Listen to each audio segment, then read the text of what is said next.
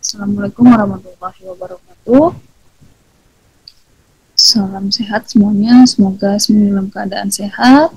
Hari ini saya akan menyampaikan materi tentang polymerase chain reaction, tapi melalui video. Semoga dari video ini tidak mensurutkan atau tidak mengurangi pemahaman teman-teman tentang materi ini. Semoga teman-teman bisa mengulang-ulang materi ini atau bisa mencari sumber-sumber lain yang terkait dengan materi ini.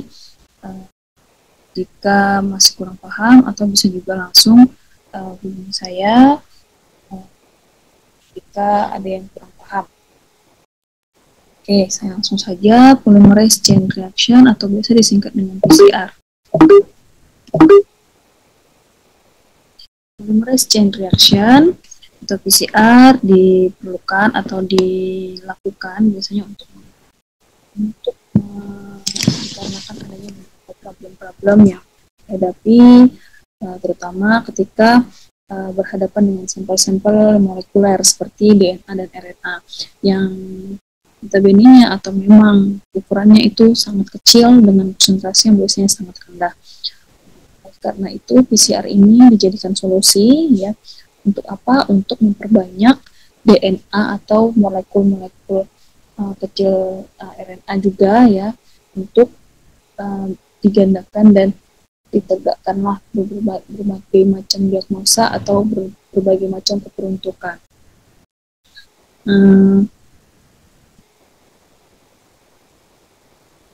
Nah, beberapa keperuntukan ini yaitu untuk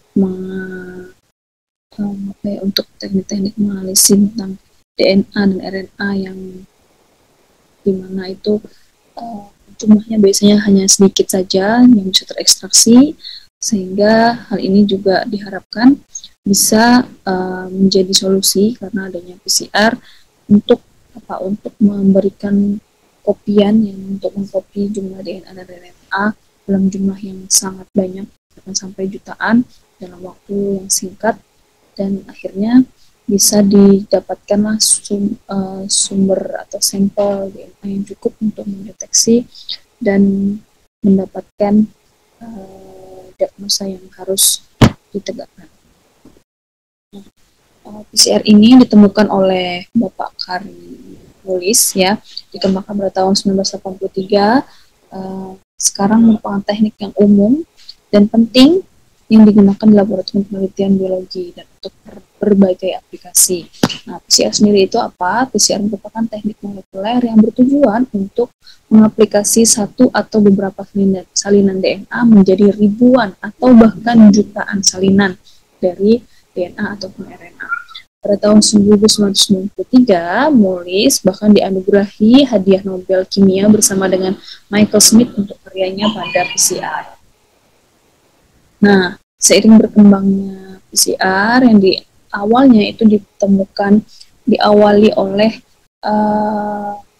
Kornberg dan kawan-kawan pada tahun 1971 yang memperkenalkan konsep dasar replikasi DNA secara in vitro menggunakan DNA polymerase. Ya, jadi DNA polymerase ini adalah DNA yang dapat memperbanyak intai ganda ya,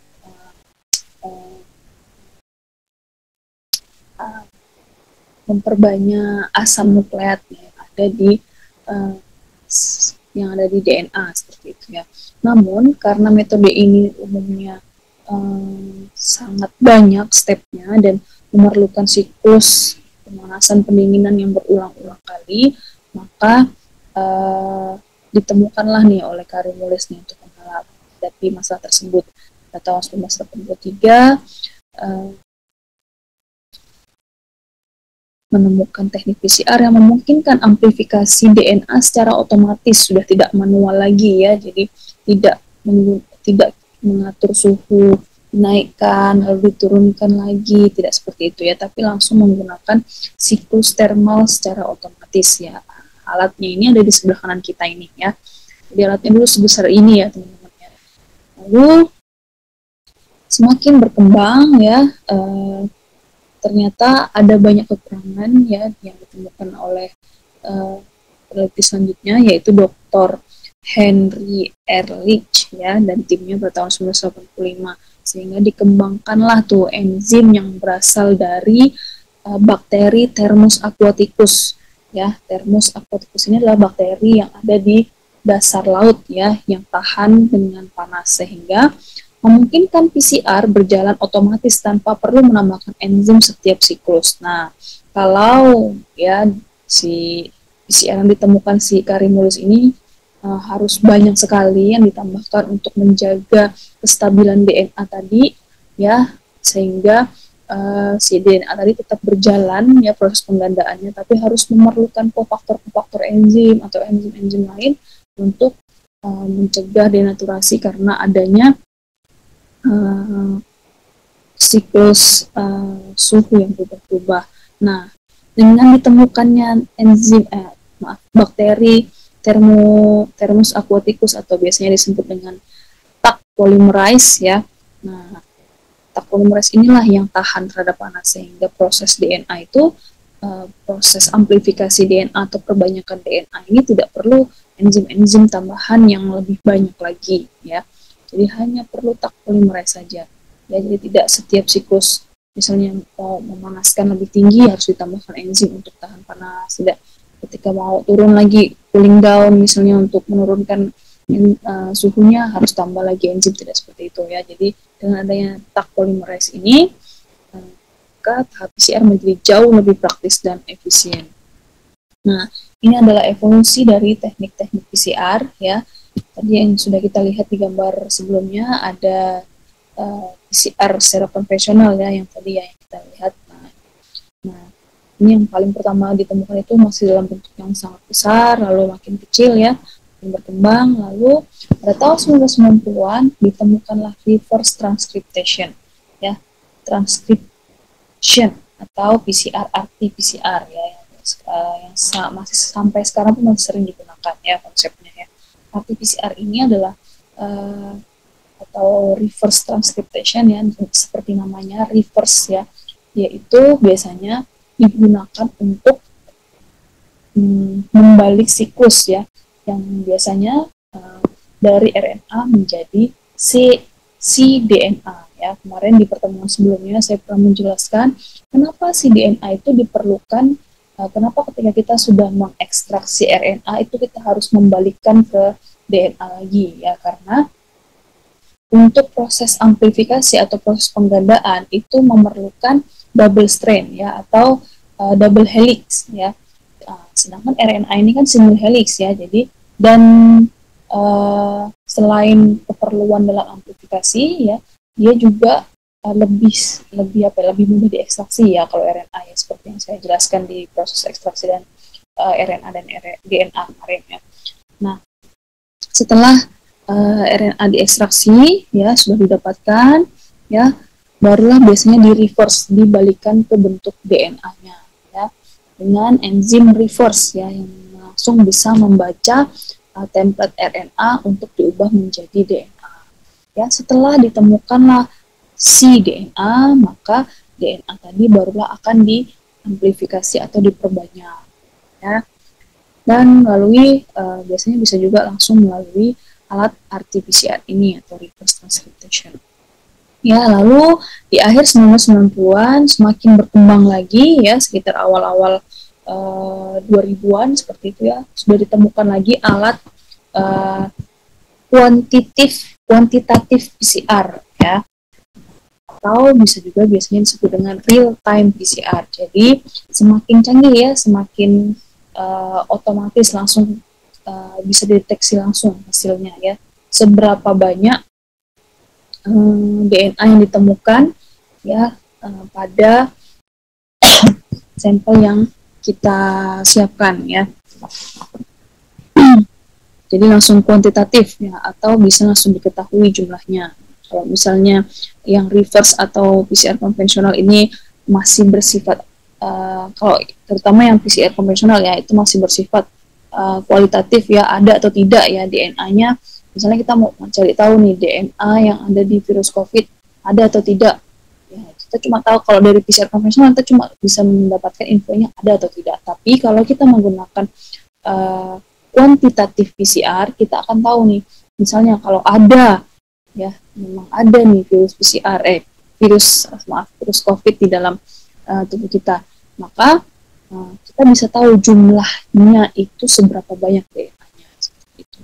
Ya, nah reverse transcription juga semi ya, ada yang sudah langsung menggunakan, sudah bisa langsung dihitung, ada yang perlu analisis selanjutnya ya, bukan tahap-tahap selanjutnya. Nah, untuk digital PCR ini semakin canggih lagi ya, artinya ya bisa langsung semakin berkembang lagi ya. Biasanya ini diperuntukkan untuk penelitian ke arah mutasi ya, ke arah genomik ya, untuk membaca DNA secara keseluruhan, secara whole gitu ya, dari satu makhluk hidup ya, atau mutasi-mutasi pada virus-virus tertentu ya, biasanya akan menggunakan di PCR atau digital PCR. Nah, ada beberapa kelebihan dan kekurangan tentunya di setiap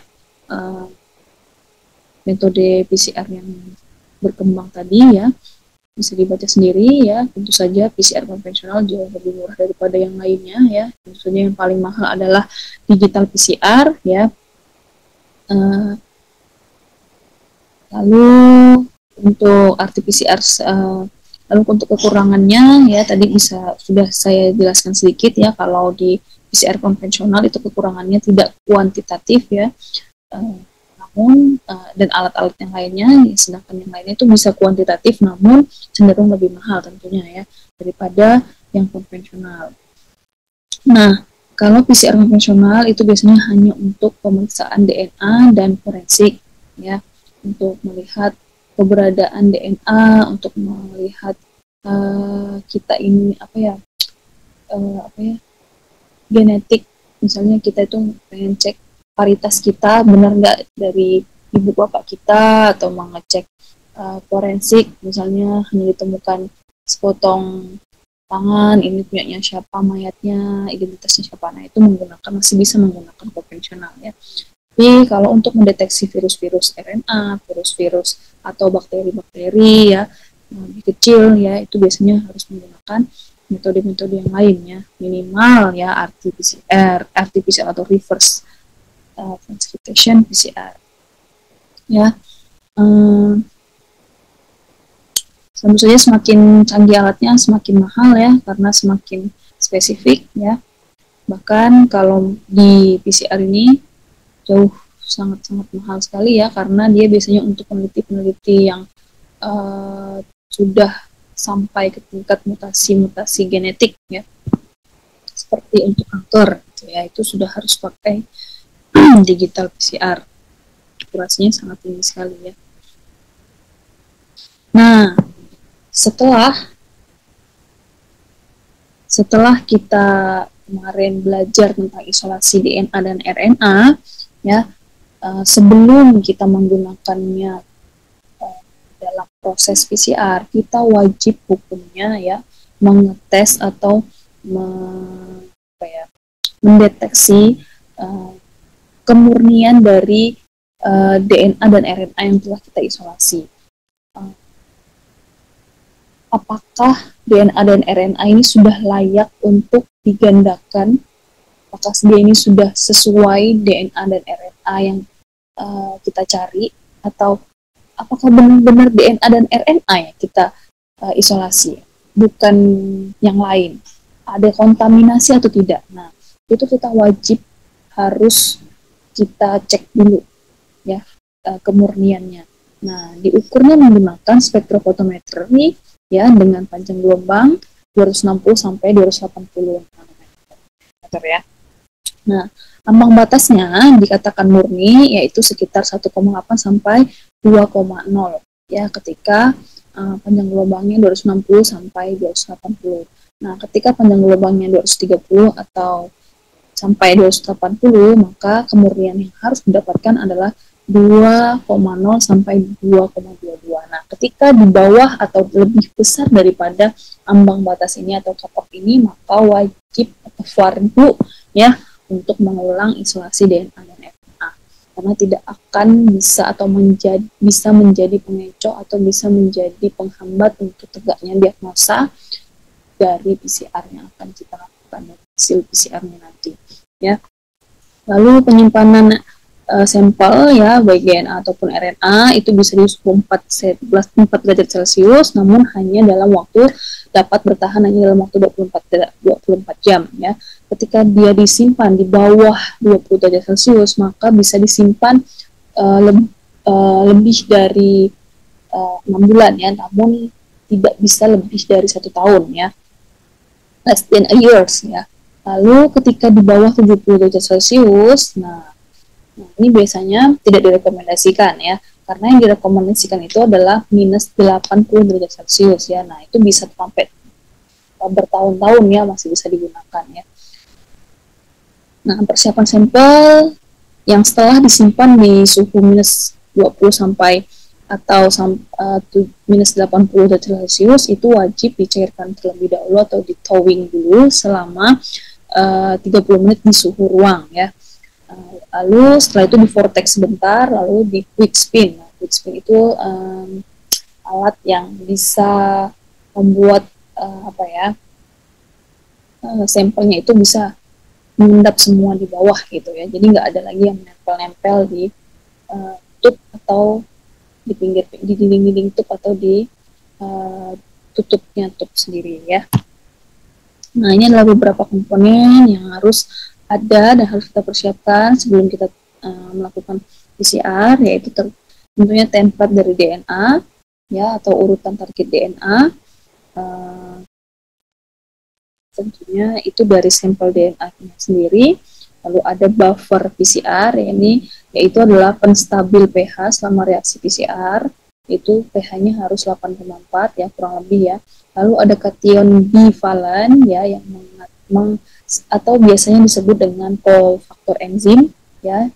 Faktor enzim ini yang berfungsi untuk membuka jalannya enzim atau mempermudah jalannya enzim dan memperlancar jalannya enzim yang akan bekerja dalam proses pengamplifikasinya. Nah, lalu ada air bebas nuklease atau sebagai pelarut ya. Saya juga bingung awalnya kenapa harus ada pelarut lagi itu kan. Seperti kaidahnya kita mau buat teh, mau buat kopi gitu ya.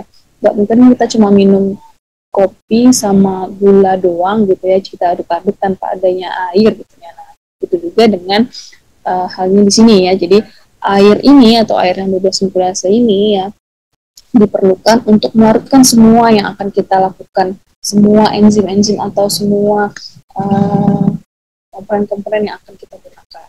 Ya, lalu ada DNTP atau monomer sebagai bahan penyusun untuk membangun rantai DNA baru. Nah, ini adalah cikal bakalnya pengkopian dari DNA ya.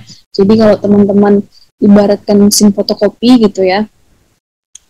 Jadi kan ada kertasnya, ada bahan yang mau dicetak itu ya. Nah, itu adalah ibaratnya DNA-nya.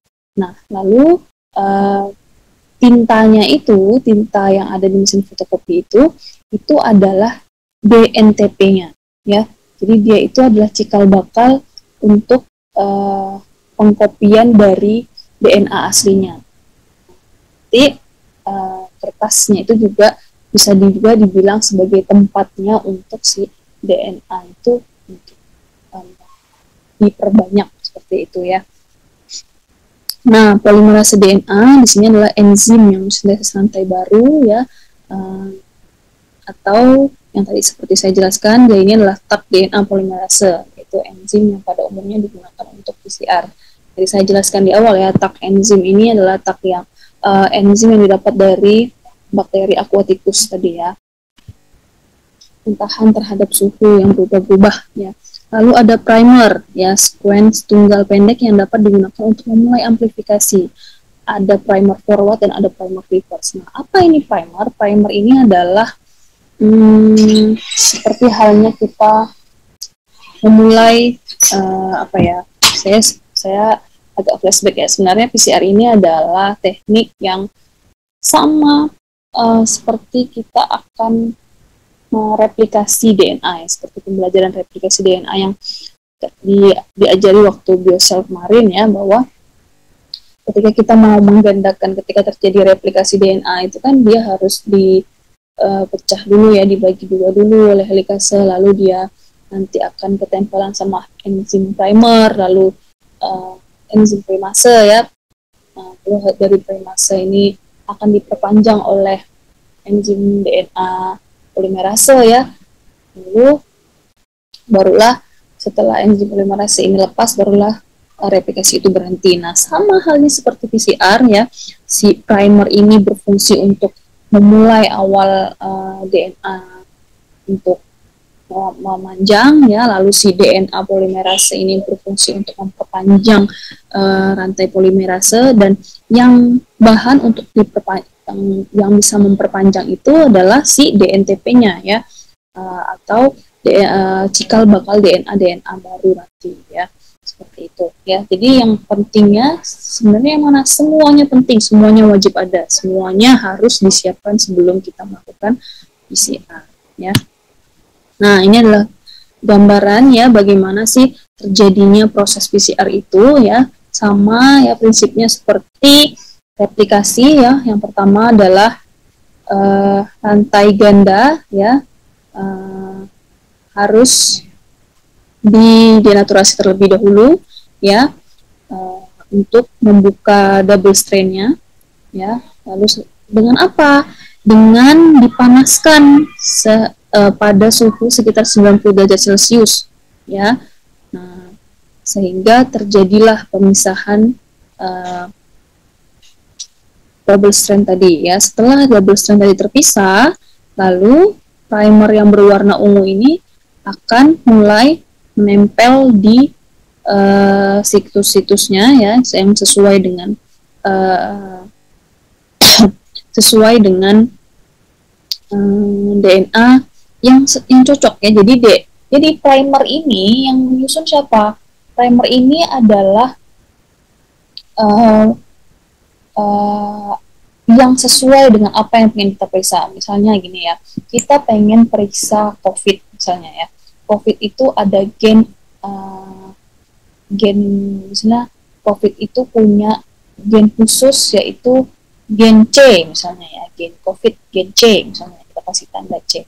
Nah, gen COVID ini punya urutan DNA yang spesifik ya.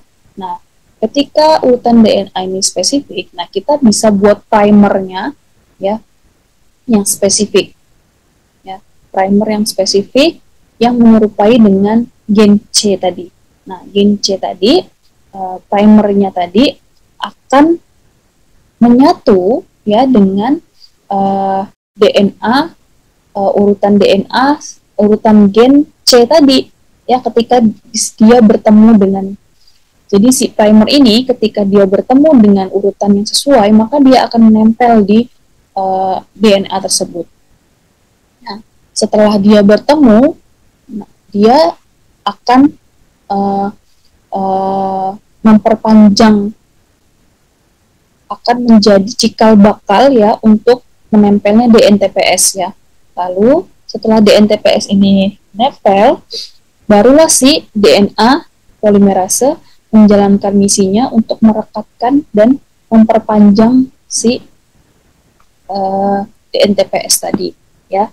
Nah, perlu dicatat bahwa primer ini tidak akan bisa menempel ketika dia tidak bertemu dengan DNA yang cocok dengan dia, urutan DNA yang cocok dengan dia. Jadi ketika seseorang tersebut tidak mengalami yang tadi saya bilang contohnya COVID yang ditandai dengan gen C, maka si primer itu tidak akan menemukan situsnya dan tidak akan menempel, sehingga dapat terdeteksi bahwa orang tersebut negatif, tidak mengalami COVID. Nah, ketika ada virus COVID di dalamnya, primernya cocok dengan gen C, maka si primernya pasti akan menempel itu di DNA-nya.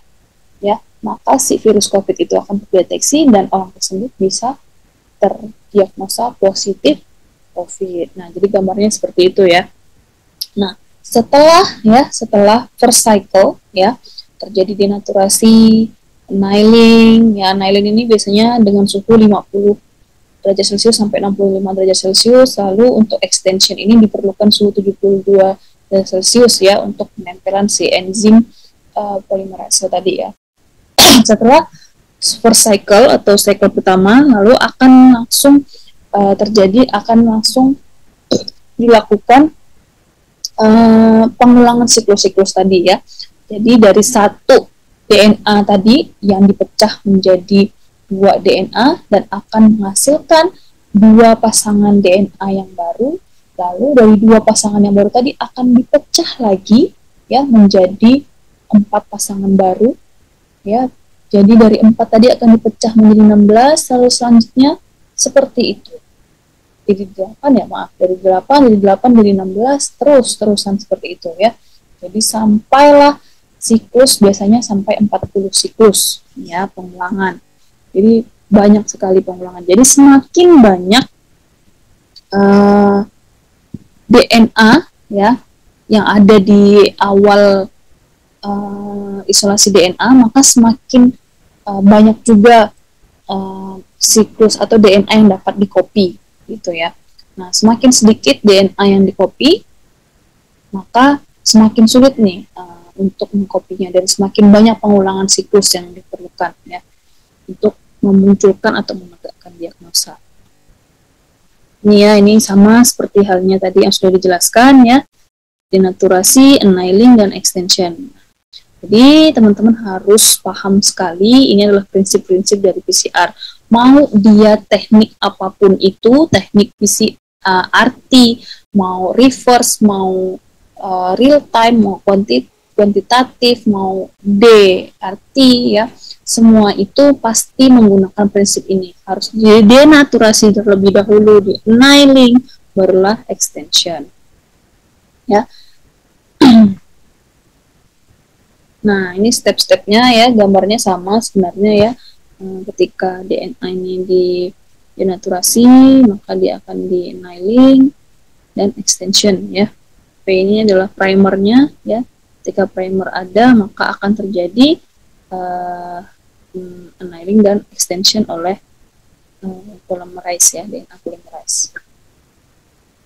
Nah, oke, sudah habis ya bagian PCR konvensionalnya. Sekarang kita bahas PCR reverse transcript ya, atau PCR yang membalik, misalnya yang membalikkan RNA menjadi cDNA ya. cDNA ini merupakan komplementari dari DNA ya, jadi dia bagian dari DNA. Jadi DNA itu kan ada beberapa jenis ya, salah satunya yaitu adalah cDNA. Nah, setelah mendapatkan cDNA, barulah kita bisa melanjutkan sistem amplifikasi yang tadi balik lagi ke sistem konvensional ya, annealing segala macamnya ya, denaturasi, annealing, lalu elongasi ya atau pemanjangan. Nah, ada beberapa step, ada yang satu step saja ya, jadi dari RNA kita ubah dulu, kita reverse dulu, kita cetak menjadi DNA lagi ya, barulah kita bisa menemukan DNA aslinya ya, sekali jalan langsung ya. Nah, ini biasanya untuk proses-proses yang massal ya, proses-proses pemeriksaan yang massal ya. Jadi memang untuk mendeteksi secara massal bahwa benar nggak sih, kayak kemarin waktu kejadian COVID secara massal dikoreksi sama-sama, dicek sama-sama benar nggak sih orang-orang yang menimbulkan ada gejala ini ada benar-benar terkena COVID atau enggak. Nah, itu secara massal itu biasanya one step aja ya, dia dari RNA langsung ke cDNA dan langsung ke deteksi DNA-nya ada atau tidak. Nah, kalau two step dia mirip juga sebenarnya, hanya saja ada proses yang berhenti di sini ya. Setelah RNA didapatkan lalu di reverse menjadi cDNA, itu di stop dulu. Nah, cDNA-nya biasanya disimpan dulu.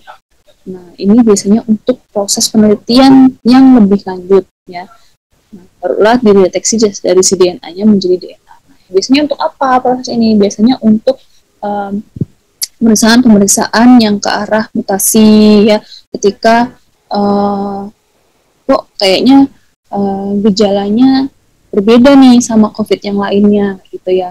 Nah, mungkin ada mutasi dari jenis COVID nih, maka kita harus simpan itu cDNA-nya ya, Supaya apa? Supaya bisa untuk pemeriksaan selanjutnya. Ya, jadi bisa disimpan ya dalam bentuk si DNA-nya. Lalu, nah ini ya penjelasannya, one step untuk pemeriksaan dalam jumlah banyak dan sekali jalan, two step untuk pemeriksaan membutuhkan analisis lebih lanjut menggunakan si DNA. Nah, komponennya sama, hampir mirip, hanya ada hanya yang berbeda itu adalah RNA template. Kalau tadi di konvensional itu DNA template, kalau di reverse itu ya RNA yang dibutuhkan ya. Lalu tetap ada PCR buffer, DNTPS, lalu ada cofactor enzimnya, di sini adalah Mg2+, ya, lalu ada nuclear free water, biasanya pakai H2O. Lalu di sini ada reverse transkriptase, ya, reverse transkriptase ini yang berfungsi untuk membalikkan RNA menjadi si DNA. Ya, lalu ada primers, ya, ada yang forward, ada yang reverse juga ya, ada yang dari ke lantai 3 ke 5 atau yang dari 5 ke 3. Nah, ini ya. Jadi kalau reverse transcriptation itu sebenarnya ada dua prinsip yang terjadi ya. Yang pertama yaitu RT-PCR-nya dulu ya, membalikkan dari RNA menjadi DNA. Ya, RNA itu kan single strand ya. Nah, langsung di reverse ya. Di reverse menggunakan reverse primer tadi ya, sehingga didapatkanlah nih double helix ya. Double strand ya, karena nggak boleh single strand ya dalam proses PCR di sini ya. Nah, jadi setelah dia double strand ya, barulah dia menjadi cDNA dan menggunakan prinsip PCR yang tadi di awal, yaitu denaturasi, annealing, extension ya, seperti yang awal lagi. Nah, kalau sudah masuk di PCR lagi, yaitu komponen-komponennya ya sama ya, harus ada DNA polimerase, harus ada primer, harus ada DNTPS-nya juga ya. Jadi mirip, hanya saja di reverse transcription itu ada proses reverse-nya menggunakan reverse primer dan menggunakan RNA sebagai cetakannya. Nah, ini adalah beberapa proses, yaitu harus di mixture dulu ya, harus di mix terlebih dahulu, habis itu baru di plating, barulah di setting PCR-nya ya, menyesuaikan dengan kit atau reagen yang digunakan. Ini ya, nah, ini komponen-komponennya, ada RNA template, PCR buffer, DNTPS, tag DNA. Nah, PCR buffer ini biasanya untuk pH buffer ya, DNTPS ini sebagai cikal bakalnya untuk membentuk DNA yang baru. Tag DNA ini adalah enzim yang tahan atas yang untuk apa ya? Dia ini DNA polimerase maksudnya ya, ini ya, tag DNA. Kalau ketemu tag DNA itu juga bisa disebut DNA polimerase ya. Nah, ini adalah reaction mix ya, reaction mix. Jadi biasanya enzim-enzim ini atau ketiga jenis ini dijadikan satu nih. Waktu sebelum dipipetting mereka ini harus digabungkan terlebih dahulu ya.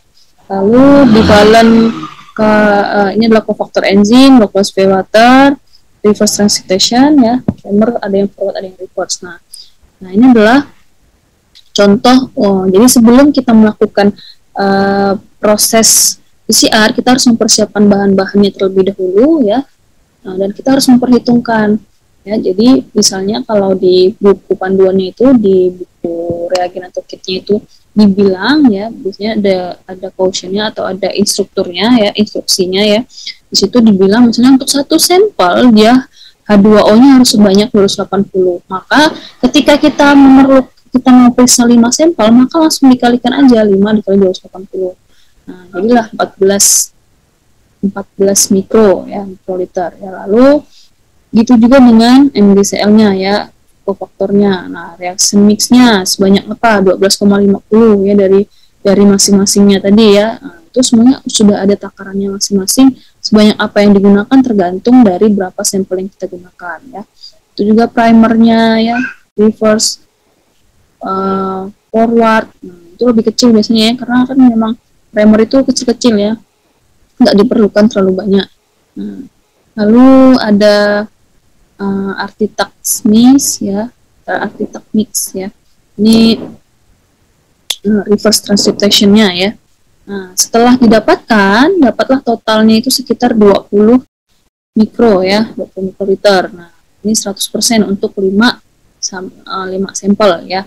Setelah itu barulah dimasukkan sampelnya per well atau per plate-nya masing-masing ya. Jadi setiap orang itu, setiap plate itu perlu setelah kita dapatkan 20 ini tadi ya, kita akan pipet di masing-masing setiap sampel itu ditambahkan 5 mikroliter RNA ya. Jadi setiap masukkan ke dalam sini ya. Jadi dari master mix yang tadi kita campurkan tadi ya, 20 mikroliter tadi ya, itu kita ambil masing-masingnya ya, masukkan ke dalam microplate ya. Jadi PCR tube yang berisi master mix kita masukkan ke dalam microplate, setiap sampel itu satu, dan masukkan RNA template-nya itu sekitar 5 mikrolit gitu ya. Nah, jangan lupa untuk memasukkan kontrol positif dan kontrol negatif biasanya di awal dan di akhir microplate-nya. Lalu biasanya dihomogenize lagi ya pakai alat yang tadi saya sebutkan di awal ya. Quick apa tadi ya tuh, saya lupa. Spin quick ya kalau salah ya. Barulah dia di seal ya. Nah, ini adalah alat yang kemarin Kak bisa jelaskan, yaitu alat yang bisa berubah warna ya ketika ada perubahan suhu ya. Nah, ini prinsipnya ya. Kalau tadi di konvensional dia langsung ya dari denaturasi langsung annealing, langsung lalu barulah elongasi. Tapi kalau di reverse dia ada proses artinya dulu. Ini bisa di awal di awal pemeriksaan ya. Jadi waktu kita sebelum kita mulai, kita harus setting terlebih dahulu alatnya ya, sesuaikan dengan apa yang diminta di reagennya atau di kitnya. Ketika dia bilang untuk proses RT kita harus setting selama sekian menit, 30 menit dengan suhu sekian, lalu untuk denaturasi perlu berapa menit, untuk annealing perlu berapa menit, untuk emulsi perlu berapa menit, ada juga yang perlu cooling. Nah, jadi berbeda kit itu berbeda juga proses lamanya dan suhunya ya. Nah, ini dua contoh kits yang berbeda ya. Ada yang cuma 5 menit, ada yang sampai 30 menit ya. Jadi panjangnya itu tergantung dari kit yang digunakan ya. Nah, jadi di awal itu biasanya diawali dengan arti dulu ya, untuk reverse-nya dulu, untuk pembacaan DNA untuk membentuk RNA menjadi cDNA. Nah, setelah terjadi double helix ya, barulah mulai itu denaturasi, annealing, barulah elongasi. Dan ini adalah proses RT dan seterusnya adalah proses PCR-nya. Seperti itu ya, teman ya. Nah, di bawah ini adalah siklusnya, ada 41 siklus, ada 45 siklus ya. Jadi memang biasanya sekitar 40-an siklus ya. Untuk PCR ini 40 kali pengulangan. Nah, ini adalah step-stepnya ya, atau apa saja yang harus kita perhatikan ketika kita mau pemeriksaan ya. Ada tisu sampelnya ya, ada sampel-sampelnya ya, harus diperhatikan. Setiap sampel itu berbeda perlakuan, jadi harus diperhatikan juga ya, baik itu biasanya dari biopsi atau jaringan-jaringan organ ya, yang biasanya dibekukan, ada yang dari fresh blood, ada yang beda-beda ya, jadi setiap perlakuannya itu. Nah, lalu setelah kita dapatkan sampelnya, kita ekstrak ya, lalu kita buat kita ekstrak RNA-nya. Setelah RNA-nya kita ekstrak, kita harus reverse dia terlebih dahulu dengan memperhatikan enzim-enzim yang diperlukan ya. Ada, kalau kita mau buat, jadi biasanya ada beberapa primer ya, peruntukan primer, ada yang primer T primer itu jadi beda-beda primer ini, beda-beda peruntukan ya. Ada yang untuk kanker, biasanya yang mana saya lupa ya. Saya lupa nih. Kalau nggak salah yang random hexamers ini untuk pemeriksaan yang akan ditegakkan ya, saya lupa. Pokoknya ini berbeda-beda primer, berbeda-beda juga keperuntukannya. Ada yang untuk pemeriksaan mutasi, ada yang untuk pemeriksaan kanker, ada yang untuk pemeriksaan menegakkan diagnosa seperti COVID, seperti itu ya. Ada yang untuk pemeriksaan sequencing, ada yang hanya untuk primer saja, untuk mencampur primer ini saja ya. Harus memperhatikan juga apakah ini akan menggunakan sistem one step ataukah two step ya, dari saya jelaskan di awal ya. Lalu setelah itu barulah kita harus memperhatikan juga efisiensi dan spesifisitinya ya, seberapa spesifik dia bisa menghasilkan, dia bisa menegakkan diagnosanya ya, itu juga harus diperhatikan ya. Nah, kita akan masuk ke PCR detection ya, baik menggunakan konvensional atau menggunakan real time ya. Kita akan coba memahami tentang real time ya, real time PCR. Nah, kita akan membandingkan dulu nih awalnya ya. Masih ingat tadi di awal saya menjelaskan konvensional ya. Nah, ini adalah semuanya, apapun sistem PCR yang kita gunakan itu tetap harus melakukan ekstrak terlebih dahulu ya. Ini setelah diekstrak dia harus disiapkan dulu reagen-reagennya, lalu di running menggunakan alat ya. Yang di atas ini adalah secara konvensional. Setelah dia diperbanyak ya DNA-nya, barulah dia dideteksi menggunakan elektroforesis ya. Jadi di elektroforesis inilah baru dia ketahuan nih, dimasukkan ke dalam cetakan gel ya.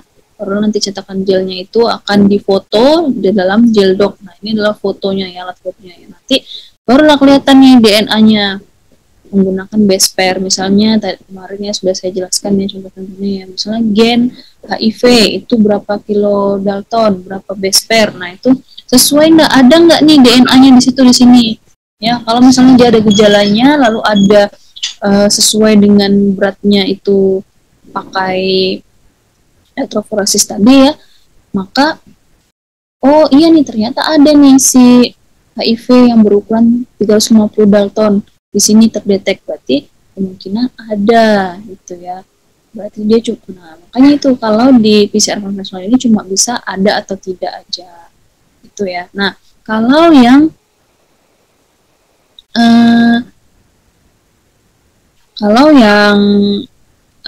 real time itu dia langsung terhubung dengan komputer dan hasilnya itu seperti ini teman-teman, seperti kurva-kurva yang dihasilkan ya. Kurva-kurva ini yang banyak-banyak ini adalah jumlah orang nih teman-teman yang diperiksa ya. Sebenarnya semakin banyak garis ini semakin banyak orang yang diperiksa ya.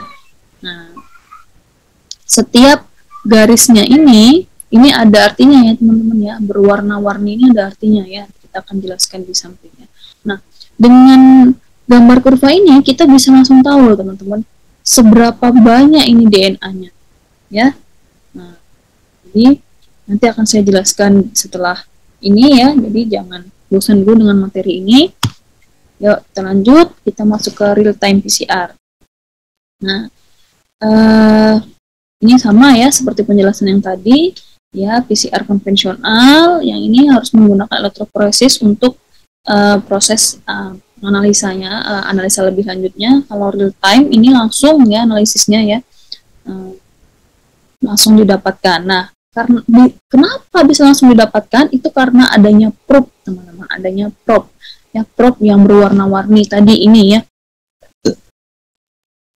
Jadi dia langsung bisa digunakan dengan banyak sampel dan biasanya juga tidak berpatok pada satu DNA saja ya, tidak hanya berpatok satu gen saja tapi bisa banyak gen. Contohnya seperti apa ini ya. Jadi kalau real time ini dia menggunakan probe ya, bedanya ya. Ada beberapa probe ya, Cyber Green, Molecular Beacon, ada TaqMan. Nah, yang biasa sering digunakan adalah TaqMan nih. Ya. Nah, nih. Nah, yang Cyber ini biasanya adalah yang berwarna hijau ini biasanya digunakan untuk yang konvensional ya, dan ini biasanya digunakan ketika di dalam elektroforesisnya ya, bukan ketika proses DNA-nya sedang sedang di amplifikasi ya, tapi setelah dia berada di gel docknya, setelah dia berada di elektroforesisnya, ya, dia dicampurkan di dalam sistem elektroforesisnya. Sedangkan si Takman ini atau yang sering dipakai di real time itu biasanya langsung dicampurkan di dalam mixingnya tadi ya, waktu proses mixingnya. Nah, jadi prinsipnya si Takman ini atau prinsipnya si Cyber ini, ketika dia si Cyber dulu ya, ketika si Cyber ini dye-nya Cyber atau si pewarna-warna hijau ini bertemu dengan DNA yang berpasangan, maka dia akan menempel ya. Ketika dia menempel, dia akan memunculkan warna ya, dan akan dideteksi oleh si gel elektroforesis tadi, dan ketika difoto dia akan tertangkap oleh sinar UV di gel dock tadi ya. Nah, sedangkan si Takman dia hampir mirip ya, ketika dia bertemu dengan untaian DNA yang sesuai dengan yang sudah dirancang ya, dia akan menempel dan akan hampir mirip seperti elongasi ya, dia akan memperpanjang dirinya ya setelah sampai di ujungnya ya, dan dia setelah membaca, jadi dia ini spesifik membaca satu gen teman-teman ya, satu warna dia membaca satu gen gitu ya. Misalnya di COVID itu ada 3 gen yang harus dibaca, nah dia akan membaca 3-3-nya. Kalau misalnya ada 3-3-nya, berarti dia akan berpendar nih ketiga warnanya. Kalau hanya satu ya berarti cuma satu yang berpendar ya. Ketika misalnya ada gen ABC, nah di gen A ini diwarnain misalnya warna hijau.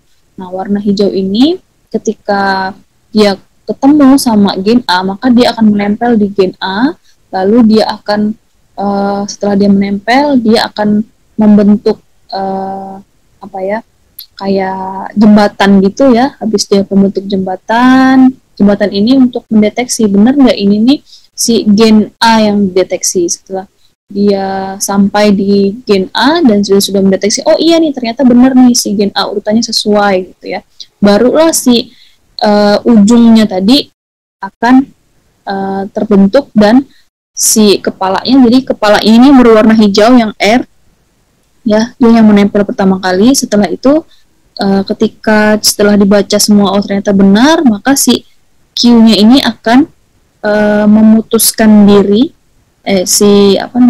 Q-nya ini akan memberikan informasi kepada si R yang kepala ini, dan R ini akan melepaskan diri dan akan dibacalah oleh Florence atau dibaca oleh alat yang ada di RT-PCR tadi ya. Nah, ini ya berbedanya ya untuk proses real time sama konvensional ya. Nah, tentu saja sensitivitasnya lebih tinggi kalau menggunakan real time ya, spesifisitasnya juga, lalu kuantitatif ya, dia bisa diukur berapa banyak DNA-nya, sedangkan PCR itu tidak ya. Nah, dia bisa menggunakan spesifik.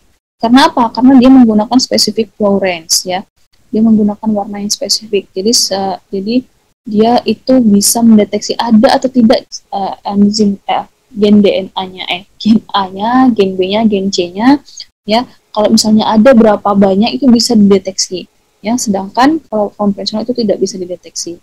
Nah, karena adanya si probe tadi ya yang dipasang ya. Kalau di real time itu dipasangnya dengan metode probe specific Florence ya, jadi dia warna-warna yang spesifik. Kalau PCR itu ditanam digunakan waktu di agar rose gel ya, waktu di elektroforesis tadi ya. Reaksinya sekitar 1-2 jam, sedangkan PCR konvensional 3-5 jam. Tidak perlu menggunakan post PCR lagi ya, post step lagi ya, sedangkan PCR harus pakai agar rose lagi ya. Kalau real time itu tidak tidak memudahkan terjadinya kontam ya, karena dia closed system, sedangkan PCR ini karena dia harus dipindahkan lagi ke elektroforesis dan sebagainya dan butuh step-step yang lebih panjang, maka dia open system dan mudah sekali untuk kontam. Nah, ini ada beberapa alat-alat PCR real time ya, banyak sekali ya. Nah, semakin canggih dan semakin bagus ya tentunya ya. Tapi menurut informasi dari Kak Pisa yang paling sering digunakan itu yang ini ya, yang paling enak digunakan katanya ya. Tapi saya juga masih kurang pengalaman, jadi masih belum terlalu paham ya mana yang lebih enak. Nah, ini adalah gambaran dari contoh hasil real time ya. Nah, ini ketika singleplex dan multiplex. Singleplex itu one target, one reaction per sampel ya, jadi hanya satu sampel saja. Sedangkan multiplex itu biasanya digunakan lebih dari satu DNA target dan lebih dari satu sampel ya. Jadi beberapa sampel bisa langsung masuk ya. Mau berapa? Misalnya tergantung well-nya ya, tergantung dari well plate yang tadi ya. Mau misalnya well plate-nya cuma 46, berarti cuma 46 orang yang bisa masuk situ. Kalau misalnya ada 90 well, berarti bisa 90 orang tuh diperiksa dalam satu waktu gitu ya. Nah, kalau ini cuma satu ya, jadi dia cuma satu warna hijau doang, ada satu target DNA aja. Nah, kalau yang ini dia banyak target, bisa bermacam-macam warna. Ini ada 3 warna, berarti ada tiga DNA yang bisa ditemukan di sini. Ya, ini hanya pada satu orang, teman-teman. Ya, nanti bisa ditemukan hal-hal yang gambar-gambar yang lain pada sampel-sampel yang lain juga. Nah, ini ya banyak sekali warna-warnanya ya. Nah, fluorescence-nya juga bermacam-macam ya, bisa ada FAM, Cyber, FAM 1 ya. Siapa yang menentukan ini? Dari kitnya ya, dari sononya ya. Misalnya kita mau pakai pewarna hex ya untuk untuk DNA apa misalnya untuk gen A pada pada COVID. Nah, itu nanti dia langsung berwarna hijau. Misalnya gen C pada COVID, nanti kita kasih ke warna FAM, misalnya FAM warna biru gitu ya. Nanti dia keluarnya warna biru gitu ya. Nah, multiplex ini ya hampir mirip seperti reverse transcript ya. Dia harus pakai RNA juga ya. Hanya ada tambahan proof ya di sini ya. Proof yang berwarna-warni, tergantung mau berapa warna, tergantung mau berapa DNA yang mau kita cek ya. Nah, tambahannya tentu ada proof-proofnya di sini ya. Reaction MIG, H2O, MgCl. Nah, ini proof-proofnya ya. Gen A primer ditempelin dengan pewarnanya ya. Pewarnanya ini FAM, FIG, TR, CY5. Nah, itu ya berwarna-warna ya, berwarna-warni sekali. Nah, hasilnya itu seperti ini nanti teman-teman. Ya, kalau dia dibilang positif, dia akan memunculkan kurva, ya, sigmoid, kurva sigmoid. Nah, ketika dia hasilnya negatif, dia akan di bawah dari kurva atau di bawah tidak ada kurva yang terbentuk. Dia biasanya di bawah saja, dia di bawah dari apa namanya ini, garis yang telah ditentukannya ini ya.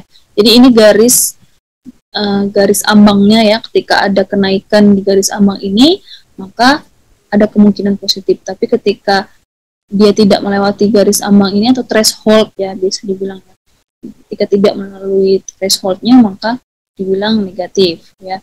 Nah, sebelum kita mendapatkan hasil ini kita harus membuat ini dulu ya, standarnya dulu ya, kurva standarnya ya.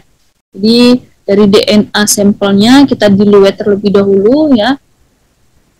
Nah, setelah itu kita akan mendapatkan kurva. Nah, kurva ini akan menentukan ya seberapa banyak DNA yang ada di dalam sampel yang kita cek ya. Semakin dia mendekati jadi kita bisa paham ya dari diluat ini ya. Teman-teman pasti juga sudah paham dari prinsip diluat ya. Semakin kita mendiluat, semakin kita memberikan semakin kita mengencerkan DNA tersebut, maka semakin kecil juga DNA yang ada di dalam situ. Nah, begitu juga ketika dia semakin kecil proses pengencerannya, semakin kecil diencerkan, maka semakin banyak juga DNA-nya.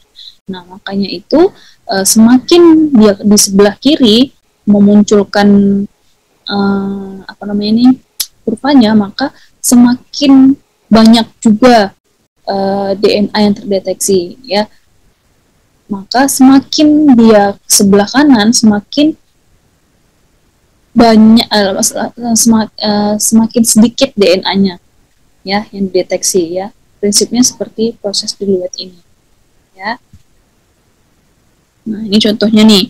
Untuk sampel 1 ya, dia sudah muncul di sebelah kiri awal. Sampel 2 dia di tengah-tengah, sampel 3 semakin ke kanan dia semakin kecil ya DNA-nya ya yang terdeteksi ya.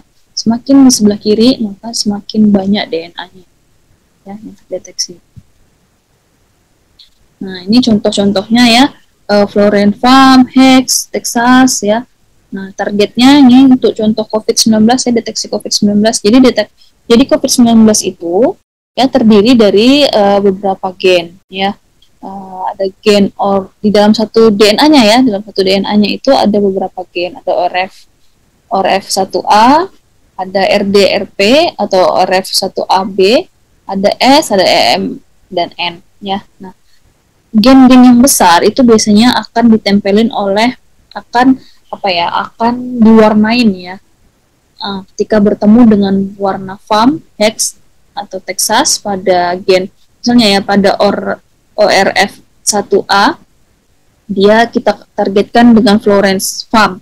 Nah, ketika FAM ini bertemu dengan ORF1AB yang AB tadi ya, maka dia akan memandarkan warna seperti itu ya. Nah, ketika SARS-CoV-2 N, ketika yang ujungnya doang yang kita deteksi yang N ya, kita akan kasih warna hex. Nah, ketika hex bertemu dengan N, dia akan langsung memandarkan warna itu ya. Nah, Texas Red itu biasanya untuk target RNase P-human. Nah, kenapa P-human? Kenapa harus diperiksa RNase P-human? Ini adalah pemeriksaan untuk mengecek apakah yang diperiksa ini manusia atau bukan. Apakah benar-benar ada sampel humannya atau enggak. Karena kan kadang tuh ya ada yang nakal gitu ya. Dia bilang udah diambil sampelnya, udah di swab nasofaring gitu ya. Padahal ternyata itu enggak di swab ya, cuma medianya doang gitu. Jadi kalau kita nge-swab itu kan dia dimasukkan dalam media gitu kan, blood gitu kan. Nah, ternyata nggak ada seal swabnya gitu ya. Ternyata naik nih si FAM sama Hex-nya ya, ada kurvanya, tapi kenapa Texas Red-nya nggak naik? Nah, berarti dia itu bukan dari human, bukan dari manusia, atau bukan hasil swab ya, tidak ada sampelnya gitu ya. Jadi kadang ini untuk mendeteksi kecurangan orang-orang yang nakal gitu ya. Nah, ini hasil-hasilnya ya. Nah, tadi ya yang FAM, Hex, ORF1AB ya, dikasih warna biru, N dikasih warna Hex warna ungu, RNase P-nya dikasih warna merah. Nah, ketika positif, tiga-tiganya akan naik. Ya, satu orang doang nih, tiga-tiganya akan naik. Ya, RNase P-nya naik, berarti dia benar pada manusia, N-nya berarti naik, E-nya itu naik. Ya, berarti menandakan orang itu positif. Lalu kalau misalnya dia RNase P-nya terdeteksi, N-nya terdeteksi, tapi E-nya tidak terdeteksi, itu bagaimana? Atau salah satunya tidak terdeteksi, bagaimana? Itu mungkin terjadi ada inkonklusif ya. Inkonklusif ini adalah kemungkinan ada mutasi pada gen COVID-nya atau COVID-nya, atau bisa juga ini adalah penyakit yang hampir serupa ya, yang mirip tapi bukan COVID seperti itu ya. Seperti contohnya DBD dengan virus yang mirip seperti DBD, ketika dicek DBD ternyata tidak DBD, tapi ternyata ketika dicek sama virus yang hampir mirip, contohnya seperti kena tipes mungkin ya, yang gejalanya mirip, ternyata positif tipes kayak gitu ya. Jadi kita harus cek yang lainnya lagi ya. Mungkin dia nggak sesuai diagnosanya. ya salah diagnosa nih, ternyata nggak bisa ditegakkan pakai diagnosa ini gitu ya. Nah, kalau misalnya dia cuma RNA sp doang yang muncul, tapi N sama E-nya tidak muncul, berarti otomatis negatif, gitu ya. Nah, kalau misalnya tiga-tiganya tidak keluar, maka ini harus dicek ulang ya. Bisa jadi ini bukan dari sampel manusia, bisa jadi ini terjadi kontaminasi, terjadi kesalahan mixing ya. Harus dicek kembali dari mana kesalahannya. Ya. Nah, kita akan belajar membaca analisis datanya ya. Ketika kita memiliki data, nah kita harus kenalan dulu nih ya. Nah, ini ada garis tengah ini ya, garis yang melintang ini yang tebal, ini adalah threshold ya. Nah, kalau misalnya ada kurva yang sudah melewati threshold, maka dia akan dikatakan positif ya. Ada terdeteksi DNA tersebut ya di dalam, ada terdeteksi gen tersebut di dalam sampelnya ya.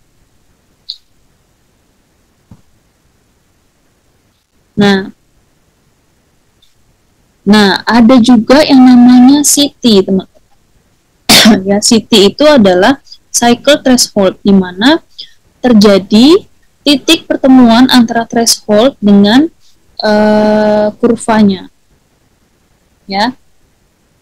Nah, CT ini ya, cycle threshold ini, atau biasanya juga disebut dengan cycle kuantitatif, adalah siklus pada flow range yang dihasilkan melewati ambang batas flow range yang ditentukan ya. Pada CT, sejumlah amplikon dapat terdeteksi pada fase eksponensial reaksi PCR. CT ini berbanding terbalik dengan level ekspresi gen target ya. Semakin dia rendah CT-nya, maka semakin banyak DNA-nya dan semakin infeksius, semakin lebih cepat menularkan kepada orang-orang. Ya, semakin besar CT berarti menandakan DNA yang ada pada sampel yang kita awalnya pakai itu lebih sedikit. Ya, jadi kita bayangin gitu teman-teman.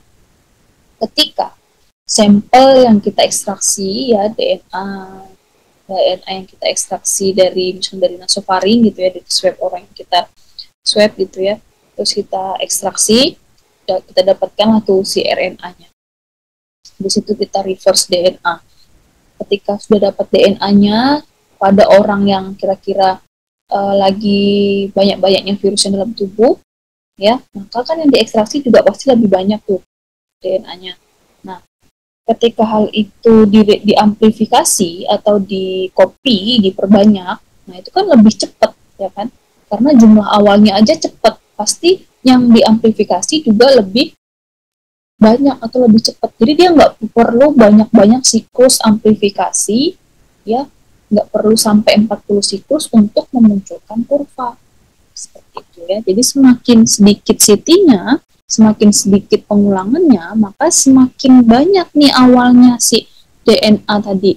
Tapi kebalikan, kalau DNA-nya itu sudah sedikit, misalnya orang itu nggak terlalu sudah di tahap akhir, mungkinnya terjadinya infeksi atau sudah mau sembuh gitu ya, biasanya CT-nya tuh kan DNA-nya malah lebih sedikit gitu kan, DNA lebih sedikit, jadi dia butuh banyak kopian ya, karena misalnya dia cuma punya 3000, maka dia harus mengkopi lebih banyak dong, perlu banyak siklus untuk pengkopiannya gitu ya. Maka yang di bawahnya ini adalah siklusnya ya, jadi dia perlu lebih banyak siklus untuk memunculkan si kurva yang sigmoid ini, seperti itu ya. Nah, jadi garis putus-putus ini adalah thresholdnya ya, untuk penanda ketika terjadinya peningkatan kurva ya. Kalau yang di bawah ini adalah cycle-nya, berapa kali pengulangan, kan biasanya sampai 40 kali pengulangan ya. Nah, yang di atas ini adalah flow range-nya ya, untuk memunculkan warnanya ya, deteksi dari warnanya. Seperti itu ya teman-teman ya, semoga paham ya. Nah, ini contohnya ketika dibandingkan antara dua sampel ya, sampel yang warna merah dan sampel warna biru. Yang berwarna merah itu untuk uh, 1000, dia perlu 25 kali cycle aja dia udah sampai 1000 sudah mencapai 1000 apa ya, 1 juta, maaf, 1 juta DNA. Sedangkan si yang berwarna biru dia butuh 28 cycle untuk mendapatkan 1 juta DNA. Maka bisa ditarik kesimpulan bahwa sampel yang berwarna merah ini lebih infeksius karena DNA-nya lebih banyak daripada DNA yang ada di berwarna biru. Jadi dia hanya perlu di copy 25 kali aja, dia udah sampai 1 juta.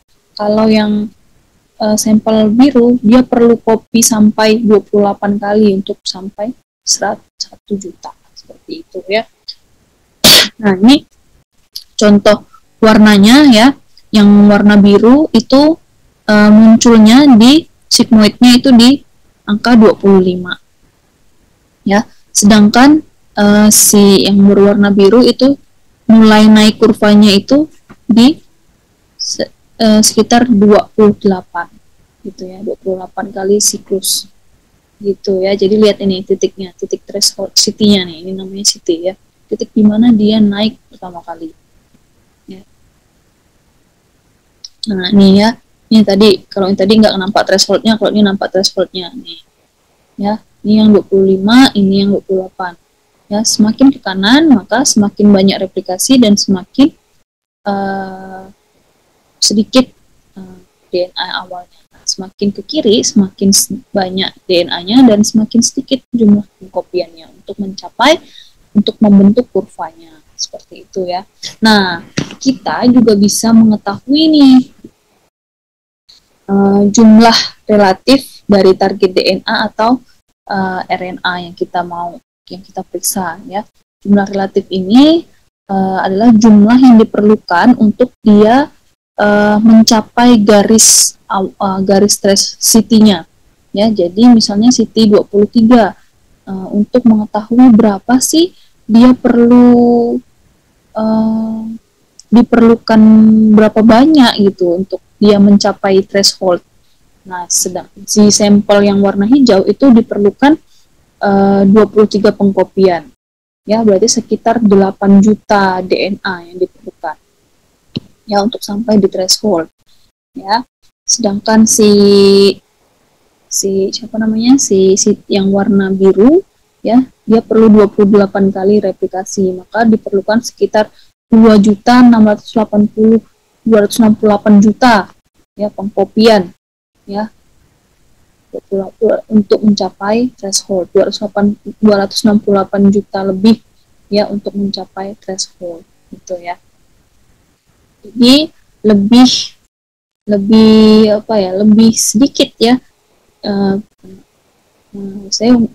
Saya takutnya ini malah membingungkan teman-teman ya. Jadi intinya gini, semakin banyak jumlah DNA yang di awal ya, jadi dia cuma memerlukan 8.000 kali 8.000 jumlah kopian nih untuk mencapai threshold. Sedangkan kalau dia semakin sedikit DNA awalnya, maka dia perlu sampai 268 kali juta kopi untuk mencapai threshold gitu. Jadi semakin banyak pengkopian yang diperlukan gitu ya. Jadi semakin banyak berarti kan semakin sedikit tuh si DNA yang dihasilkan gitu ya. Nah, ini ya contohnya ya. Semakin rendah CT, maka semakin banyak jumlah virus yang ada di dalam tubuh. CT di bawah 25 merupakan risiko untuk terjadi gejala yang berat, meskipun pada saat diperiksa gejala ringan. Ya. Sedangkan CT di atas 35 merupakan indikasi jumlah virus dalam tubuh yang rendah. Ya. Jadi semakin dia banyak CT-nya, semakin tinggi CT-nya, maka semakin rendah jumlah virusnya. Ya. Oke, sekian saja penjelasan dari saya. Semoga dapat dipahami, semoga dapat dimengerti. Jika ada pertanyaan, silahkan dikumpulkan dulu di satu teman. Di PJ boleh, nanti dikumpulkan dan dikirimkan kepada saya. Ya, boleh teman-teman mencari video-video penjelasan yang lain atau video contoh-contoh yang lain untuk memahami lebih paham ya. Jangan lupa rangkuman ya di setiap pertemuan ya, harus ada rangkuman.